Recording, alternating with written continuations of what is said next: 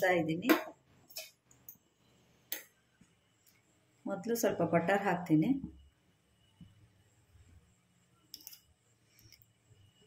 ನಾನೇ ಮಾಡಿರೋ ಪ್ರಿಮಿಕ್ಸಿಂದ white pasta ಮಾಡೋದು ತೋರಿಸ್ತಾ ಇದ್ದೀನಿ ಈಸಿಯಾಗಿ. ಇದು ಬೆಣ್ಣೆ ಕರಗಿದ ತಕ್ಷಣವೇ ಈಗ ಎಕ್ಸಾಟಿಕ್ ಇವನ್ನ ಹಾಕ್ಕೊಳ್ತಾ ಇದ್ದೀನಿ ನಾನು. ಇದು ಬೆಲ್ ಪೆಪ್ಪರ್ಸ್ಗಳು, ಒಂದು ಗ್ರೀನ್ ಇದೆ, ರೆಡ್ ಇದೆ, ಯೆಲ್ಲೋ ಇದೆ, ಇದು 3 ಹಾಕ್ಕೊಳ್ತೀನಿ.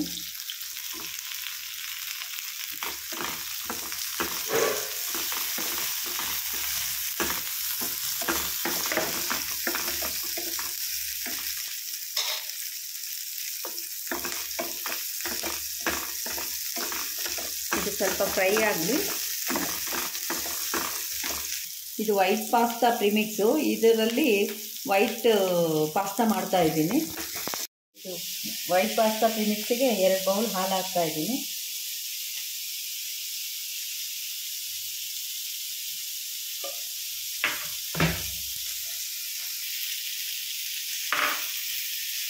ಇದನ್ನು ಮಿಕ್ಸ್ ಮಾಡ್ತಾ ಇದ್ದೀನಿ.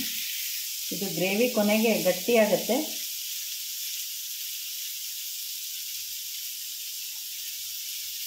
ಇದು ನಾನೇ ಪ್ರಿಪೇರ್ ಮಾಡಿರೋ ಪಾಸ್ತಾ ಪ್ರಿಮಿಕ್ಸ್. ಇದರಲ್ಲಿ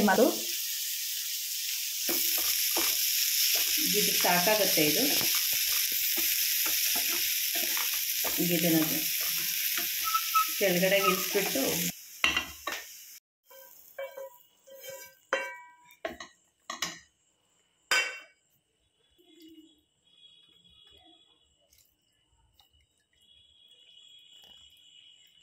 ಇದು ಗ್ರೇವಿ ಹಾಕ್ತಾ ಇದ್ದೀನಿ, ರೆಡಿ ಮಾಡಿರೋದು.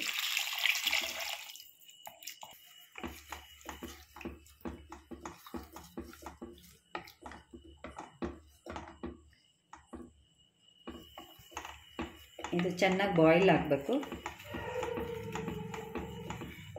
ಗ್ರೇವಿ ರೆಡಿಯಾಗಿದೆ. ಈಗ ಪಾಸ್ತಾ ಹಾಕ್ತೀನಿ.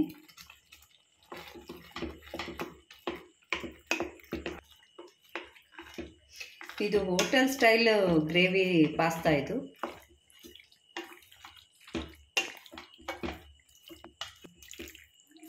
ಇದು ಗ್ರೇವಿ ಗಟ್ಟಿಯಾಗಿದೆ ಅಂದರೆ ಸ್ವಲ್ಪ ಮಿಲ್ಕ್ ಹಾಕೋಬೋದು ನೀವು. ಇವಾಗ ಚೀಸ್ ಹಾಕ್ತೀನಿ. ಚೀಸ್ ಇಲ್ಲ ಅಂದರೆ ಪಾಸ್ತಾನೇ ಇಲ್ಲ. ಪಾಸ್ತಾ ಬೇಕು ಅಂದರೆ ಚೀಸ್ ಇರಲೇಬೇಕು.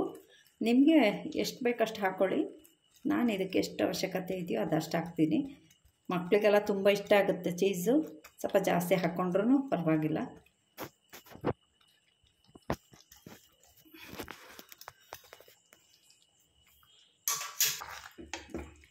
ಗ್ಯಾಸ್ ಹಾಕ್ತೀನಿ. ಪ್ರಿಮಿಕ್ಸ್ ಪಾಸ್ತಾ ರೆಡಿಯಾಗಿದೆ.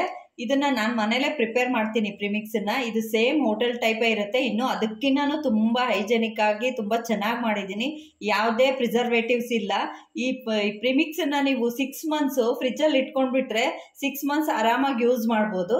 ಹಾಗಾಗಿ ನೀವು ಇದನ್ನ ಮನೇಲಿ ಮಾಡ್ಕೊಳ್ಬೇಕು ಅಂದರೆ ನಾನು ನೆಕ್ಸ್ಟ್ ಬೇರೆ ಎಲ್ಲ ಪ್ರಿಮಿಕ್ಸ್ಗಳನ್ನ ತೋರಿಸ್ತಾ ಹೋಗ್ತೀನಿ, ಒಂದೊಂದೇ ವೆಜಿಟೇಬಲ್ಸ್ದು. ಅದನ್ನು ಮಾಡಿದಾಗ ನಿಮಗೆ ಬೇಕು ಅಂದರೆ ನೀವು ಅವಾಗ ಆರ್ಡ್ರ್ ಮಾಡ್ಬೋದು. ನಾನು ಪ್ರಿಮಿಕ್ಸ್ ರೆಡಿ ಮಾಡಿಕೊಡ್ತೀನಿ. 6 ಮಂತ್ಸ್ವರೆಗೂ ನೀವು ಬೇಕು ಅಂದರೆ ತರಕಾರಿ ಎಲ್ಲ ರೆಡಿ ಇತ್ತು ಅಂದರೆ ಈಸಿಯಾಗಿ ಮನೇಲಿ ಮಾಡ್ಕೊಂಡ್ಬಿಡ್ಬೋದು. ಸೊ ರೆಡಿಯಾಗಿದೆ ಇವಾಗ.